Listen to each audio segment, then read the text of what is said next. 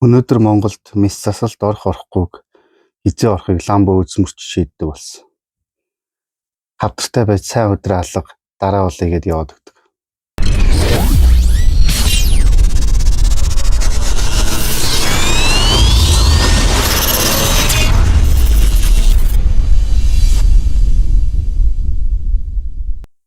Хагалгаанд хизээ орохгүйг өнөөдөр Монгол ламбо үзмөрчд шийддэг гэсэн иймэрхүү одоо шаг яриа байна. Тэгээд ерөнхийдөө бол үнийн ортой хагалгаа амжилттай болох юм бол лам багшийн минач, хагалгаа амжилтгүй болох юм бол эмчийн буруу. Тэгээд ер нь бол яг мэдээж хүн альва ямар нэгэн эрсдэлтэй алхам хийхдээ залбирах, мөргөх, шүтдэг зүйлдээ итгэх тиймэрхүү одоо сэтгэлийн хүчээ нэмэх тийм байдаг л да. Гэвч одоо бас зарим зүйл дээр бол цаг үедээ хөл нийлүүлж алхах хэрэгтэй. Орчин цагийн анагаах ухаан хөгжөөгүй байх үед бол ерөнхийдөө одоогийн эмч нарын үүргийг бол анх биелүүлжсэн хүмүүс нь бол бөөнөр гэж үздэг. Аль ч газрын ерөнхийдөө түүхчид энэ тал дээр бол байр суурь нэгтэй байна. Гэтэ тэр цаг үеийн уур амьсгал болон хүмүүсийн бие онцлогоо шал өөрөөсөн. Одоогийнх шиг юм амьсгалын замаар халддаг ч юм агаар туслын замаар халддаг, ахуйн замаар халддаг юм олон халдварт өвчнгүүд бол харьцангуй цөөхөн байсан. Тэр үеийн хүмүүсийн бие организм ч гэсэндээ харьцангуй биднийг бодох юм бол эрүүл чирэг байсан баг. Тэгэхээр мэдээж бид нар бол тодорхой хэмжээний уламжлалаа барьж явна. Миний хувьд ч гэсэндээ бөөх учраас өөртөө язгуурчлаг уламжлалаа бол барьж явна. Гэхдээ бас цаг үетэйгээ хөл нийлүүлж алхах хэмжээний ухаантай байх хэрэгтэй. Тэгээ яг энэ цаг үед бол хүн бол өвдөх юм бол хамгийн түрүүд эхлээд мэдээж эмч юм уу эмнэлгийн байгууллагыг зорих хэрэгтэй. Тэгэхгүй хин нэгэн одоо бөө лам үзмөрч хүмүүсээр шууд явна гэдэг бол бас жоохон утгагүй асуудал. Тэгэхээр Монголд бол иймэрхүү туйшрлууд бол маш их байгаа. Тэгээд надад ч гэсэн хүмүүс ингээд ирдэг л дээ. Тэгээд ямар нэгэн байдлаар эрүүл мэндийн асуудалтай хүмүүс ч гэсэн ирдэг. Тэгээд хамгийн түрүүнд эмчтэр явах хэрэгтэй гэж зөвлөдөг би. Огт эмнэлэг анагаах ухаанаар яваагүй гэж шууд нэг нэгэн дээр очино гэдэг бол энэ бол жинхэнэ туйширсан мухар сүг болно. Тэгээд энийг ч гэсэндээ хүмүүс ч гэсэндээ бас ойлгоод эхлээд эмнэлэг анагаах ухааныг зорих хэрэгтэй гэдгийг бол сануулж хэлж иймар байгаа юм. Тэгээд үнэхээр тэгээд нэг яваад ямар ч арга зам нь олдохгүй байх юм бол дараагийн хүний арга дуустдаг учраас дараагийн сонголт нь лам байдаг юм уу, бүү байдаг юм уу, үзмэрч байдаг юм уу, барайч байдаг юм уу ингээд явж болно. Тэгэхээр иймэрхүү туйшрлууд бол энэ өдөр тутамдаа бид нар бол хаасайг бол харж идэг. Тэгээд ямар ч хизээ хин зохиос мэддэхгүй янз янзын юмыг эмчийн зааваргүй уудаг, нэг нэгнээсээ сонсоод сайн гэсэн юм гээд янз янзын юм хэргэлдэг тий. Тэгэхээр орчин цагийн анагаах ухаан бол одоо бол гайхалтай хөгжчихсөн байгаа тий. Хүний эд эрхтэн хүртэл шилжүүлдэг хэмжээний болтлоо хөгжчихсөн байхад бид нар ямар нэгэн байдлаар өвдгөөрөө шууд лам бөөдөр явна гэдэг бол цаг үеэсээ дэндүү хоцрогдож яваагийн нэг харуулж байгаа л гэсэн үг юм л та. Яг нь альва өвчин эмгэг бол тийм засал домын аргаар шийдэгдэх тохиолдлууд маш их байдаг. Тэгээ энийг ч гэсэндээ орчин цагийн анагаах ухаан судлаад за энэ бөөнрийн дом засал нь хэрхэн хүмүүсийн эрүүл мэндэд нөлөөлөд байна гэдгийг бас тодорхой хэмжээнд судалж үзсэн байдаг. Тэгээ энэ бол огт худлаа зүйл гэж бол авч үзээгүй. Яг гэвэл бөөнрийн хэрэгэлдэг зарим зүйлс нь уламжлалт анагаах ухаантай бас нэлээд ойролцоо дөхөн байдаг.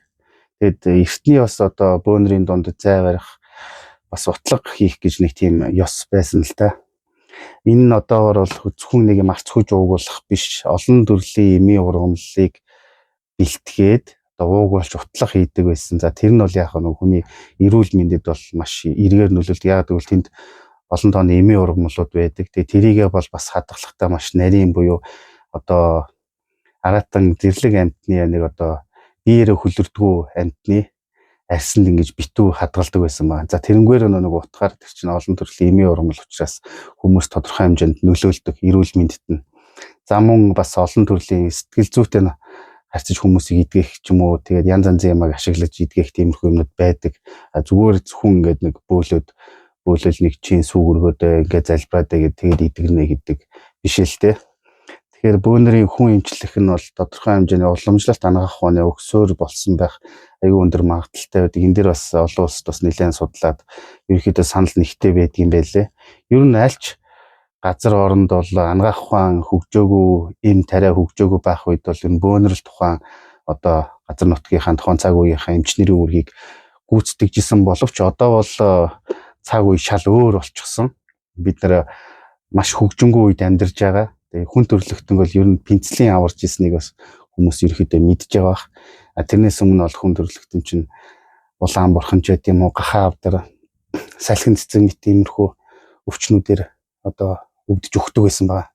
Тэгээд ерөнхийдөө хүн төрөлхтний хөгжлөн зан хүний бие дотор янз янзын замаар халддаг нэм бактери, вирус байд юм байна гэдгийг олж нээснээс үр дүн тэрний одоо эсрэг үйлчлэгээтэй эм тариа гаргаж авснаар тэдгээр өвчнүүдийн эсрэг дархлаатай болж олон тооны хүмүүс аврагдсан. Өнөөдөр ч гэсэндээ бид нар тэдний үр дүнд амьд байгаа. Тэгэхээр хэдий одоо юу гэдэг ямар нэгэн байдлаар даалтын зүйлтэй холбогддог ламч вэ, бөөч вэ хизээ нэгэн цагт хин ч гэсэндээ эмнэлгийн байгууллагын тусламж өөрөө ч гэсэндээ авах учраа анагаах ухааныг бол одоо үед бол аль ч шашин шүтлэг бол үүсгэн гэдэг бол үнэхээр тэнэг хэрэг байхгүй юу. Эмчээр яваа тим хийчвэл бозорч ч гэдэм одоо чиний цаг чинь биш байна гэд. Ер нь тэгээд анагаах ухаанаар за чи тим тохиолдолд тим эмчилгээ тэдний үеэс ахуулаад хийх ёстой байна. Ийм хугацаа байгаа юм байна гэдгийг гаргаад ирчээд байхад би хизээ одоо хагалгаанд орвол зүгээр үү орох хэрэгтэй юу гэж хүнээс асууж явна гэдэг бол бас нэлээд л хоцрогдсон байгаагийн одоо харуулж байгаа юм л та. Тэгээд бас хүмүүс одоо яг бидний хувьд бол олон төрлийн шашин шүтлэг ороод ирчихсэн бас нэлээд жоохон туйширцсан ард түмэн учраас яг олон улсад бол иймэрхүү зүйл ярих юм бол нэлээд инээдтэй санагдах байх. Гэвч бас энэ бөөгийн засал дом нь бол анагаах ухаан хүчрэхгүй байгаа зүйлийг ч гэсэндээ бий болгосон тохиолдлууд бол нэлээд их байдаг. Гэхдээ манай орны хувьд бол бас өндөр нэг сүүлийн үеийн аппарат, онцлогооны аппарат нэтээр юм жоохон дутмаг байдаг бас шалтгаалаад бас зарим өвчний онш гарахгүй байх тохиолдол бас байдаг юм байлээ. Тэрнээс гадна хүмүүс бас нэг тийм одоо нийгэм бол нэг тийм сэтгцийн далд хэлбэрийн эмгэх нэлээд автчихсан байгаа. Өөрөөсөө айгүйх янз янзын тийм хайдаг. Тиймэрхүү хүмүүстэй бол маш их таарч исэн л та. Жишээ нь одоо миний тийрлийн өвдөд байна, энэ л өвдөд байна, тэрнээс олчлоо ч гэдэм үү, энээс олчлоо. Тэнд нэг айлд болохгүй юм уучлаа. Энд нэг хүнтэй уулзсан чинь ингээд болохоо олчлоо ч гэдэм үү нэг юм төсөөллийн эмгэгтэй болчихсон хүмүүс байдаг. Яг affective evolution буюу гажууд усуулын эмгэг гэж байдаг л та. Энэ нь бол юмсыг бодит байгаа байдлаас нь илүү өөрөөр хүлээж авдаг хүмүүс нийгэмд бол тийм эмгэгтэй хүмүүс маш их байдаг. Тэгээд тэдгээр нь бол тиймэрхүү үзэж хардаг хүмүүсээр явах тийм шалтгаан болж өгöd байдаг. Жишээ нь гажууд усуулын эмгэгтэй хүмүүс бол одоо энгийн үнэсийг бол юм болгоныг арай өөрөөр хардаг, сонсдог, мэдэрдэг тий. Зарим нь бол өөрөөс ямар нэг өвчин хайгаад нэг л юм өвдөд байгаа юм шиг оргиод байдаг. Тэгээд яг үзүүлэхээр болохоор бүх юм хэвэн байгаад байдаг. Эсвэл нэг тийм салхины чимээг ч юм уу сонсох юм бол өөрт нь ямар нэг юм хэлж байгаа юм шиг санагдана. Эсвэл ямар нэгэн хээ угалс дүрс утаа идэр харах юм бол ямар нэгэн хэлбэр дүрстэй болж байгаа ч юм уу эсвэл хүний ч юм уу дүрстэй болж байгаа ч юм уу харагдах ч байдаг юм уу те. Эсвэл ингээд биед нь ямар нэгэн юм орцсон юм шиг тийм мэдрэмжүүд төрөх ч юм уу иймэрхүү одоо ийм сэтгцийн далд хэлбэрийн эмгэгтэй хүмүүс байдаг.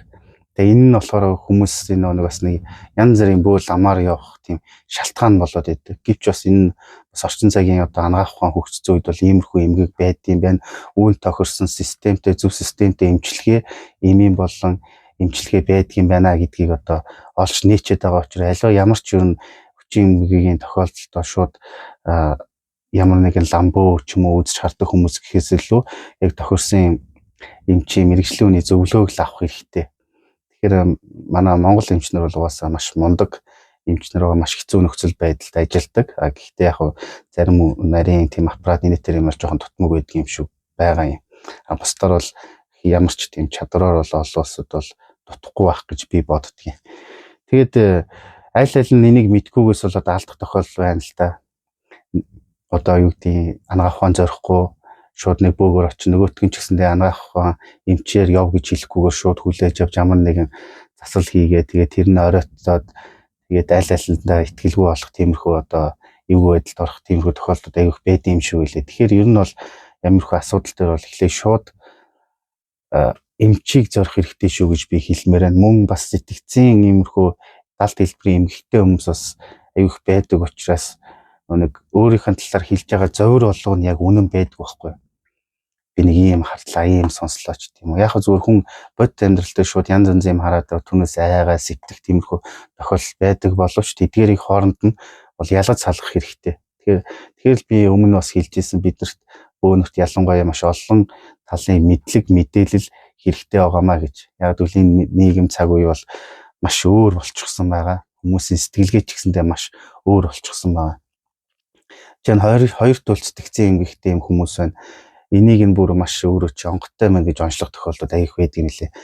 Яг өөрийнх нь дотор нэг өөр хүн орцсон ч юм уу, эсвэл нэг өөр юм дагаад байдаг ч юм уу те. Нэг биеийн дотор хоёр хүн амьдраад байгаа юм шиг тийм нэг одоо 70 хэлбэрийн эмгэгтэй тэгж мэдэрдэг хүмүүс байдаг. Энэ зөвөр байгаа хэн нэгэнд хэлэхээр наача онготой маань чамд сколчдгоо шулам шүглцсэн юм байна. Бид ч альбан тэр орцсон юм байна гэтэргээд тэгж онцлол янз янзын цэцлэн хийгээд идэв юм шиг байна. Яг бодит байдал дээр бол тэр нэг альбан тэр ингээд идэг юм чинь тэгээд нэг хүний бие шууд ороод тэгээд нэг архитар суулгаад ч юм уу болохгүй юм хийлгээд идэг юм биш л те. Нэг жоохон нэг тиймэрхүү хүнийг харахаар л энэ альбанцын тэрэнцэн байна гэдэг иймэрхүү нэг балаа утлаас бол салах хэрэгтэй байна. За тэгээд энэ хүртэл сонссонд баярлалаа.